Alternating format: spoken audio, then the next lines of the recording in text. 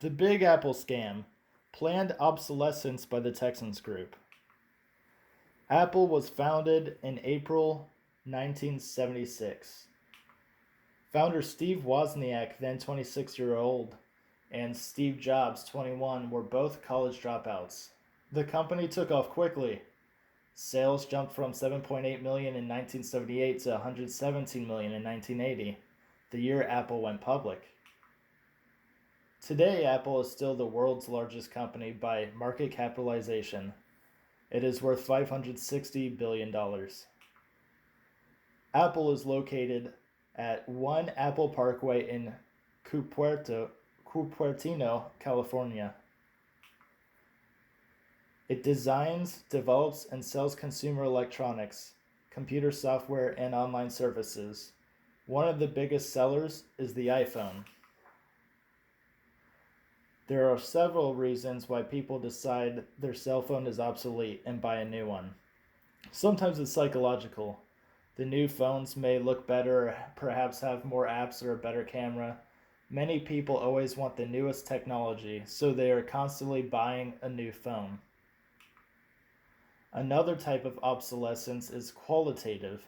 In this case, your phone is damaged or not functioning correctly. If it is so old that the parts are no longer made, it is obsolete.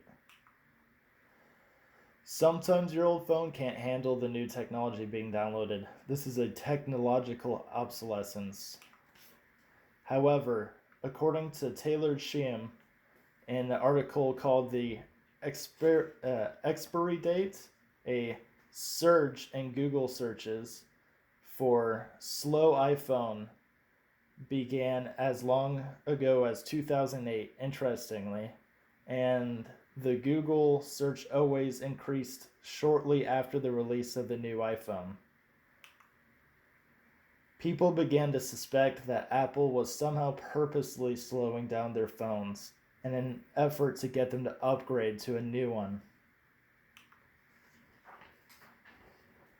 Finally, in December of 2017, Apple announced that it was slowing down older phones. According to Apple, they were just trying to help. They were purposely slowing down older phones through their updates in order to stop unexpected shutdowns due to aging batteries. However, many people felt that Apple was intentionally causing their older phones to become obsolete so they could increase sales of their new phones.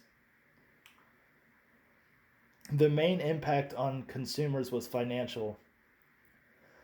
When their iPhones were made obsolete, they felt compelled to purchase a new phone. The Justice Department began an investigation of Apple's practices. In addition, the Securities and Exchange Commission began an inquiry into whether Apple had violated any securities laws relating to financial disclosures. iPhone owners filed at least 9 class action lawsuits in several U.S. district courts in California, New York, and Illinois. They were suing Apple for not disclosing sooner that its software updates were deliberately slowed down older model phones to supposedly increase battery life. One of the lawsuits filed by a Los Angeles area resident accused Apple of fraud through concealment and unfair business practices. France, Canada, and South Korea are also demanding answers and investigating to see if Apple broke any of their laws. Italy has fined Apple for intentional obsolescence. When Googling the Apple iPhone slowdown, there aren't many stories about it. Most of the articles are from 2017.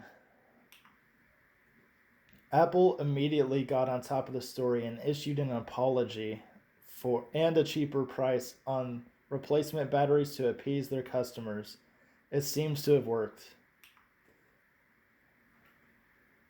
The Apple scam appears to have no ill effect on Apple stocks, which continue to soar.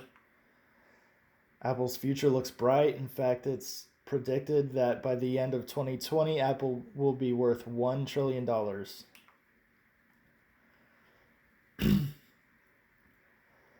Our group thinks that what Apple did was not ethical because no matter how they justify it, planned obsolescence benefited investors economically at the expense of the consumers. If we had been employed by Apple at that time, we would have been the whistleblowers. We would have leaked information to the media so they could have begun to investigate and hopefully stopped the planned obsolescence before so many people were affected.